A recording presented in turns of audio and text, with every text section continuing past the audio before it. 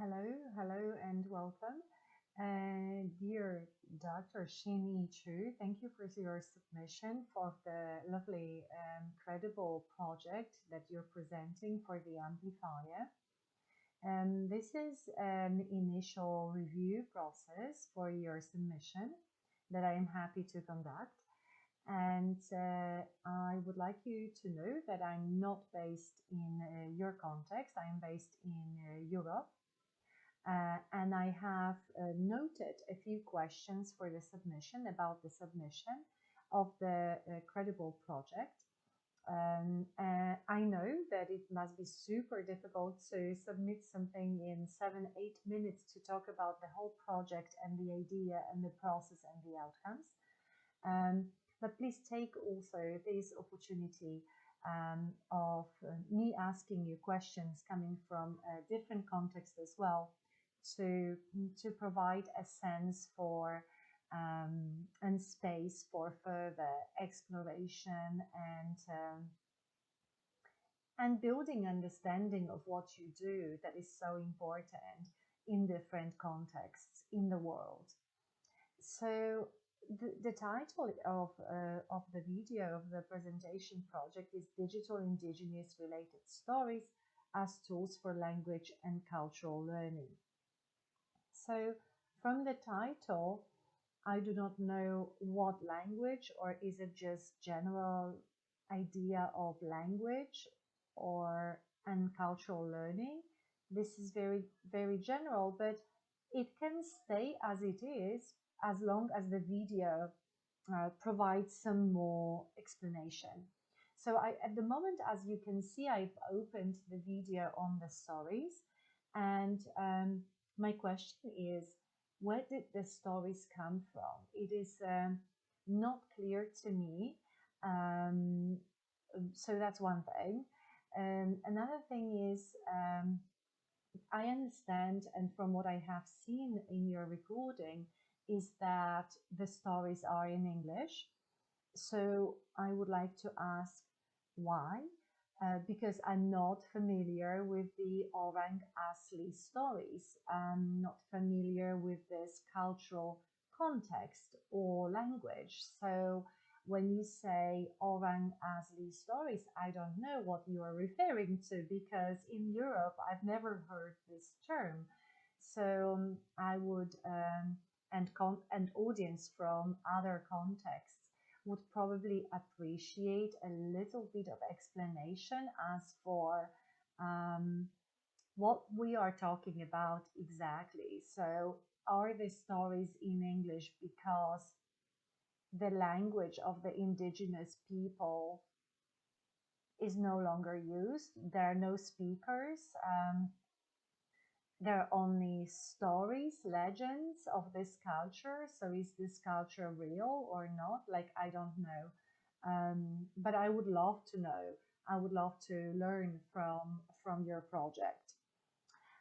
Also, I would like to know how, more or less, I know from your description how you picked the stories, but why these? Are there many more?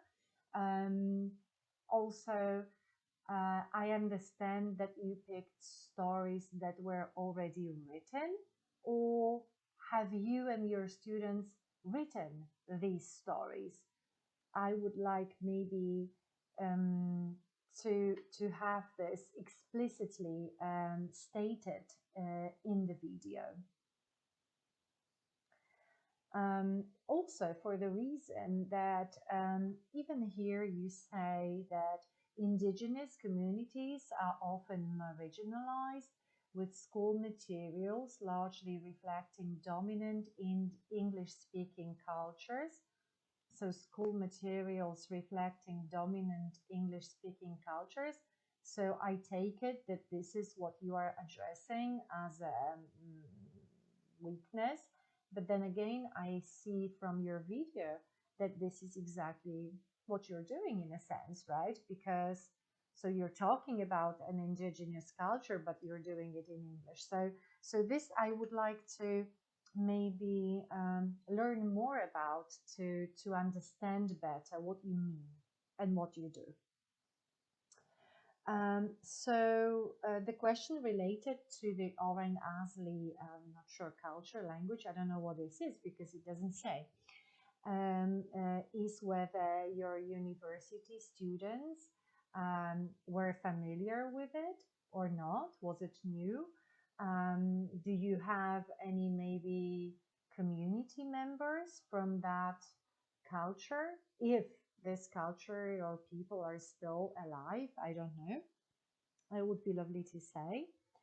Um, yes. You say in the video indeed that after the stories were prepared by university students, they were then shared with school students. And then you say indigenous and non-indigenous. Okay, so I take it that the speakers of this language are still alive. So then the question comes, why was it in English only? Or at least this is what we see here.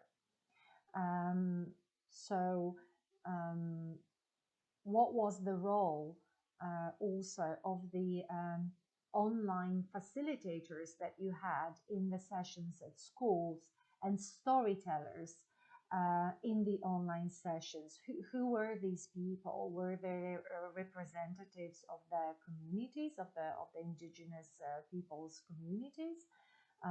This is not clear either, but there was a mention of someone from the indigenous from the facilitators. So you needed help, I take it, because you had facilitators, but it doesn't say why.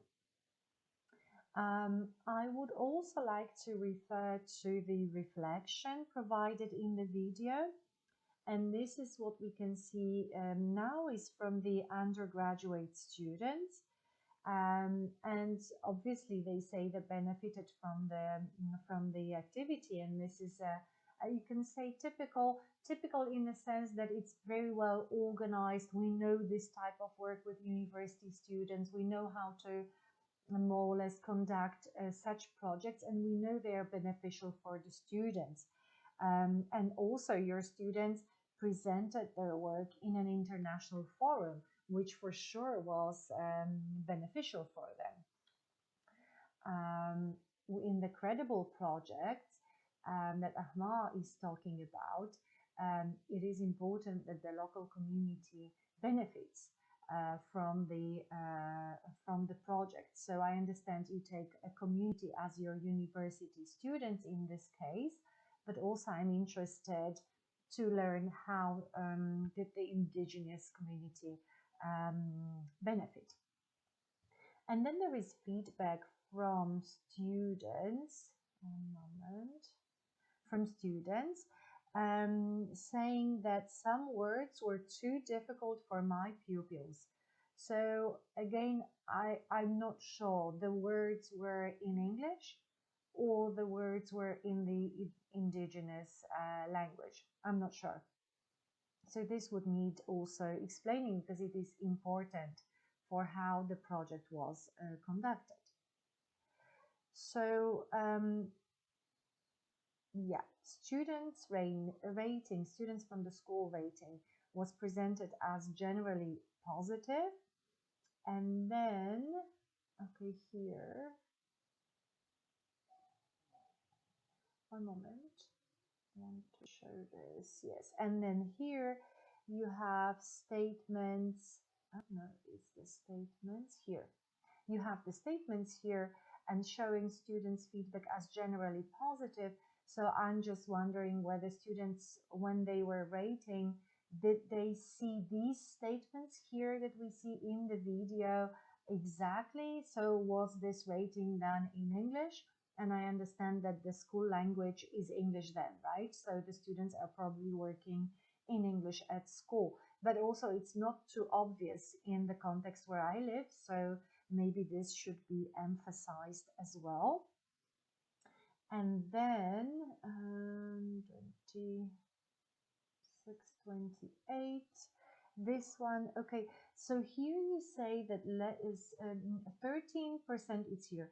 13% of learners said that lessons it mentioned lessons learned, so like the moral of the story, I understand, right? So what does it tell us? That what did they learn um, from the stories about the culture? Did the learning entail learning from the indigenous students in the classroom who participated in the storytelling activities? If so, how were they engaged? How they were referring back and forth to the text and their own lives? That would be interesting to know. Since you are saying that your project serves as a powerful tool for promoting language and cultural learning. I would like to see an example of this. Also, it is important um, to note how the materials from the project were later, or how are they accessible to the local communities or to the students, indigenous students, because in the video you provide us with information that you promoted the project materials in an international environment, um, but that international environment um, somehow entails people of that culture. Can they access? Would they want to access if this is in English or not? Why would they maybe be motivated to access it? So these are the questions for the video, so that to provide full information about the project. As for the credible framework, right? Sorry, one moment. As for the credible framework that we see here that you provided, it would be lovely to maybe explain more why the chosen indigenous content was important, even for your university students, and why did you set up on this project? Also, what was the real need? Was there a real need to that was contextually relevant, also for the local community? How did you form an understanding of that local community, its language or culture? Were the university students collaborating with people who speak that language? Maybe would be important as well. And I would like to personally know what was the design of the activities, because you show us the activities in the resource pack that I looked at, but how did you come about to um, designing these activities? Like, I understand you use the Credible project, but later for the activities, who decided on this framework, on this layout, on this order of the of the tools that you have here? And also the last thing, the ethical considerations of this project. There is very little mention of that. Would be lovely to maybe see what they were. And I think that's all from me. It's very exciting. You're doing important work for your context where you live, for your university students, for them to being open-minded and open to various ways of working. So I'll be interested in hearing from you and learning more about your project. And I think that is all for now. Thank you. Wishing you all the best.